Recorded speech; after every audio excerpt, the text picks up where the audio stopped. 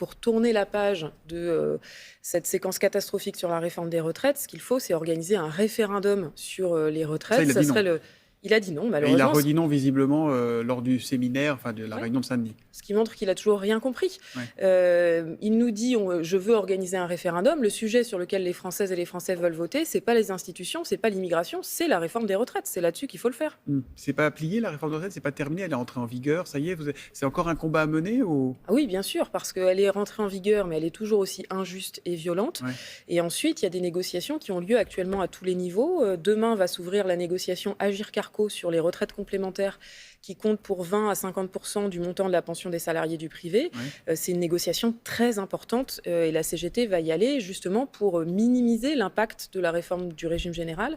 De la même manière, nous nous battons pour obtenir l'ouverture dans toutes les branches et dans toutes les entreprises de négociations sur les départs anticipés pour pénibilité et les aménagements de fin de carrière pour les seniors. Alors, Parce qu'on a décalé à 64 ans l'âge de départ en retraite, sauf qu'il y a quasiment la moitié des boulots qu'on ne peut pas faire passer 60 ans.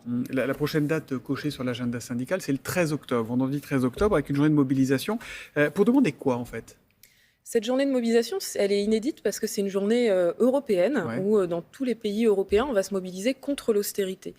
Ça veut dire demander des augmentations de salaire, ça veut dire demander l'égalité entre les femmes et les hommes, puisque je rappelle qu'en France, les femmes sont toujours payées 25% de moins que les hommes. Et ça veut dire aussi se battre sur la question du budget 2024, donc du financement des services publics, de l'augmentation de salaire des fonctionnaires, du financement de nos hôpitaux qui vont très mal, pour dire que l'austérité, ça ne peut pas être une perspective Mais le d'avenir. 13 octobre, ça sera un one-shot ou l'idée, c'est d'enclencher un mouvement ?